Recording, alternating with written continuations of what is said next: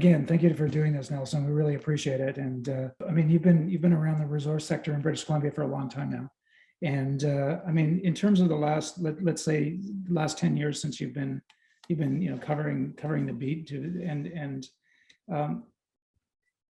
have you seen an increase in opposition when it comes to the resource sectors in British Columbia? And and if so, do you think that the reporting on that has resulted in changes in the way that the industry has, approaching their consultation and their engagement and their community relations? And has it resulted in a change in the way that business is being done in British Columbia? On First Nations consultation, yes, but I don't know that that's necessarily the result of negative coverage or anything like that.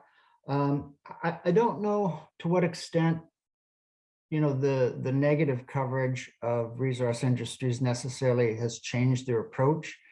I think many resource companies just accept that that's part of the business. They're always going to be seen as pariahs. But definitely there has been an increase in the negative coverage, I think. And what do you think that is? What do you think there's been? Well, environmental groups are superior at PR. They're very good at getting their message out. So you got to give them credit for that. I think they will get a lot more coverage than scientists, for example. You may see a report come out that's pushed by an environmental group that deals with, like, say, methane emissions. And there will be plenty of scientists who actually have credentials that you could talk to, but they don't get coverage. You just tend to see reports on the coverage of the study or the report that environmental groups are pushing. You don't see a whole lot of scientists weighing in, and I don't know. Maybe that's just because they're more reluctant. But it's just environmental groups, their number one skill is public relations, and they do it very well. Oh, very well. Yeah. So I mean, and we talked a little bit about the Indigenous groups, but over the last, I mean, in my experience over the last decade, the engagement and the influence and the involvement with Indigenous groups in British Columbia has increased probably tenfold or more. Yeah, dramatically.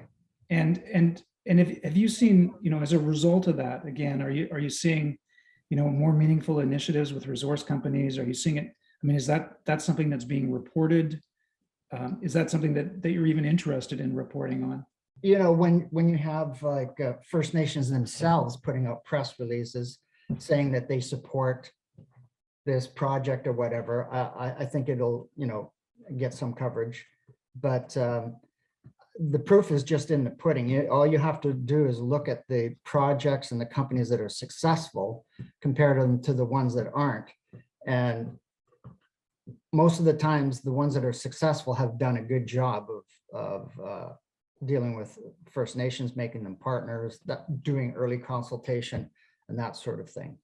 So one of the things that I'm really interested in, and I'm kind of fixed on and fascinated right now, is this whole concept of the green supply chain.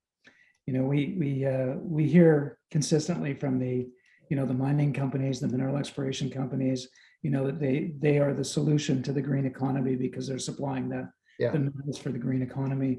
Is it actually a green supply chain when it comes from from an industry like the mining industry? Well, in the mining sector, you do have this trend towards responsible mining, and more ESG focus and that sort of thing. The question of whether we're hearing from resource industries about some of the challenges with respect to, can we supply this green revolution with the metals and minerals needed? I don't think we're hearing much from the companies themselves. They're willing to promote the idea that, oh, there's a huge demand for copper and nickel, and this is going to be a great thing. What they're not talking about, and maybe leaving up to their industry associations like the Mining Association, that sort of thing, is the question of are we going to hit this wall where there's just not enough materials to supply this massive demand for energy transition metals and minerals? I don't think we're seeing resource companies talking about that too much. From your perspective as a journalist, when you're writing a story about a company, how important are those environmental, social, and corporate governance statements that you often see in influencing your coverage?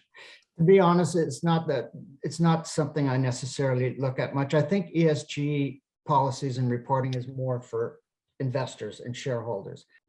That's great. Over the years of reporting, I mean, you must have seen some significant, trend changes and things in the mining industry over the years. If you were to sort of pinpoint one or two things, what would you say have been the major changes that you've seen as a journalist? One thing I think has been a noticeable change is that mining companies are realizing they've got to start early with the consultations with the First Nations and try to make them partners, not just rent seekers. And I think that's probably the biggest change that you've seen here in BC. Mm-hmm. Nelson, I really appreciate your time because I know how busy you can be. And no worries. Great. Thanks very much. All right. Great. Okay. Thanks, Nelson. Take Thanks care. a lot. Cheers.